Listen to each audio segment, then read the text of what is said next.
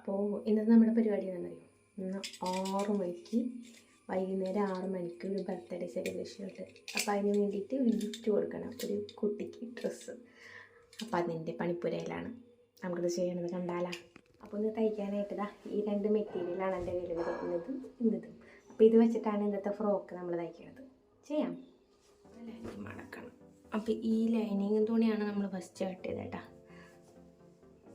അപ്പോൾ പെട്ടെന്ന് ചെയ്യണതാണ് കേട്ടോ. നമ്മൾ പെട്ടെന്ന്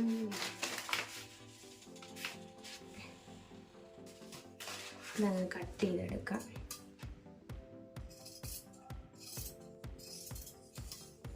കട്ട് ചെയ്ത് വെച്ചിട്ടുണ്ട്.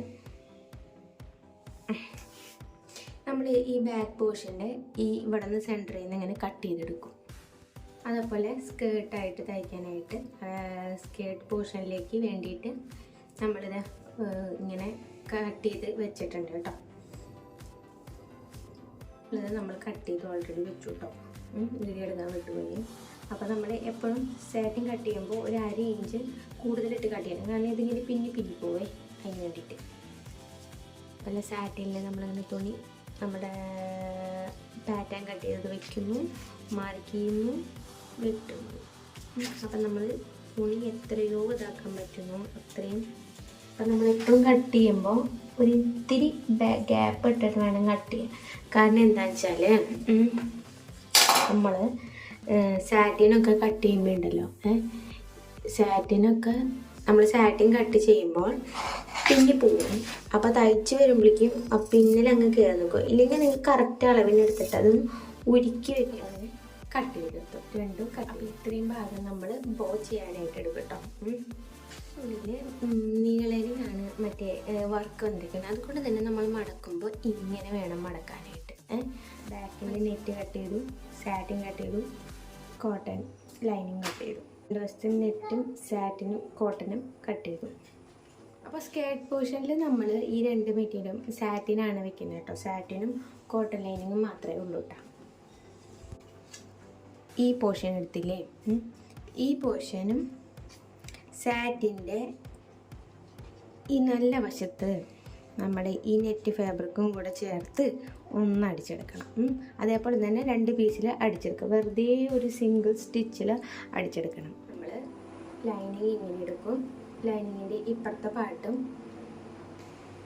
ഇതിങ്ങനെ വയ്ക്കും, ഈ പാട്ട് ഇങ്ങനെ വയ്ക്കും. എന്നിട്ട് ഇതിൻ്റെ ഷോൾഡറും അടിക്കും. അതേപോലെ തന്നെ ഇപ്പം നമ്മൾ ചുറ്റും അടിച്ചെടുത്തിട്ടുണ്ട്. ഈ പോർഷനും ഇതിങ്ങനെ തന്നെ വയ്ക്കും, ഇതിങ്ങനെ വയ്ക്കും. ഇവിടെയും അടിച്ചെടുത്തു.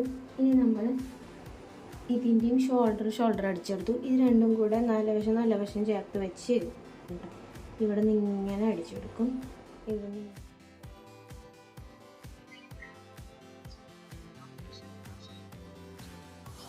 അപ്പം നമ്മളിതാ ഇതിങ്ങനെ ചെയ്തെടുത്തിട്ടുണ്ട് കേട്ടോ.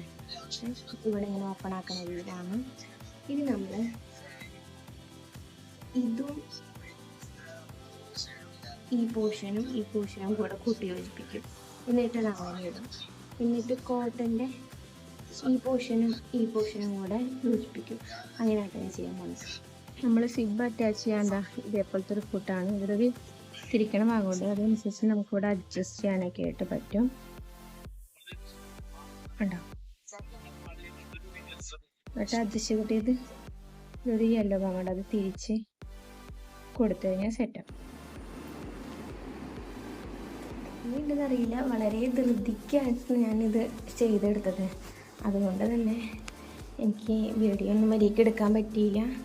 അപ്പോൾ ഇതാണ് കേട്ടോ നമ്മൾ ചെയ്ത ഡ്രസ്സ്. ബാക്ക് ദിങ്ങിങ് കേട്ടോ വന്നേക്കണം. ഇത് എങ്ങനെയാണ് ഫുള്ള് കാണിക്കേണ്ടതെന്ന് അറിയില്ല.